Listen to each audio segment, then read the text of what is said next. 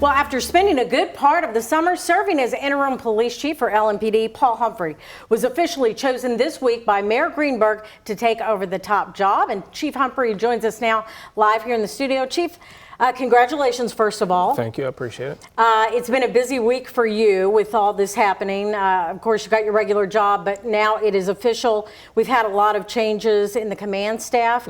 How's it going this week with all these changes? I don't know why you say it's been busy. Nothing new. No, it's great. I think people are settling into to their new positions and everything. We're pretty excited. Swearing in is for everybody getting promoted. We'll have close to 20 people getting promoted from sergeant all the way through next Friday at the convention center at 1. So pretty excited to get that going and move in the same direction. Okay, well, you've been saying you want to be transparent with the public.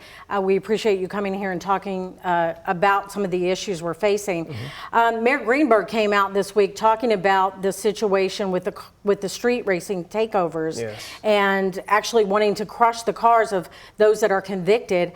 There are some people that say, wow, that's really strong to actually crush somebody's car, especially a lot of these are young people. However, you're saying you're in favor of it because this is really dangerous. It's very dangerous. We've had some very serious accidents, some serious injuries related to it, and then there's also we've had shootings related to it.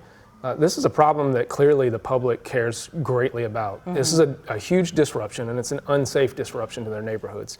We have to be able to focus on violent crime, so we need to do some things to deter this, stop this, so that we can focus on those other parts of public safety that we need to prioritize. And you feel like crushing the cars would be a strong message for people, just don't even get involved in this?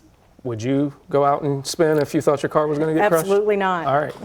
So I think it could be effective. That's the answer. Okay. Let's talk a little bit about all these school threats that are going on in Kentucky. We've had several in Jefferson County. We had some Ballard students arrested. There was a student that took a gun into Male High School.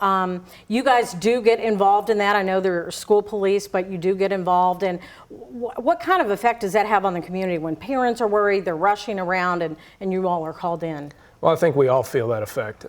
We obviously take threats to young people very, very seriously. We have a unit, our Homeland Security unit actually monitors all of those threats, and they evaluate the seriousness of threats. And so they coordinate with JCPS very, very closely.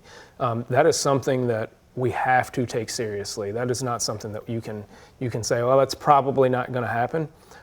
Because if it was your kid, you wouldn't want us to say that's probably not going to happen. You would rather us put all those resources. So it's been a cooperative relationship with JCPS police, and they know the seriousness of that. I think they're doing a really good job of managing those situations.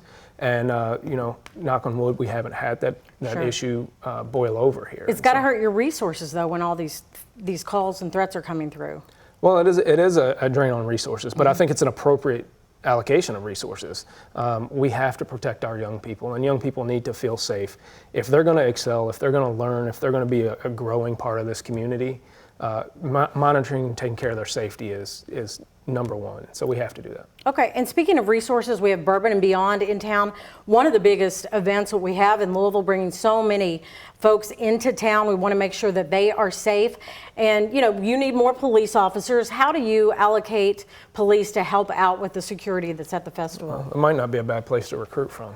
But no, the Bourbon and Beyond is an amazing event, just as louder than life, and we want people to have fun. So we make sure that we cooperate with Danny Wimmer Productions, who runs Bourbon and Beyond and that concert series. And it's very important that we make sure that we have the appropriate amount of resources, whether they're hired by the companies out there or provided by us. So it's a collaborative relationship.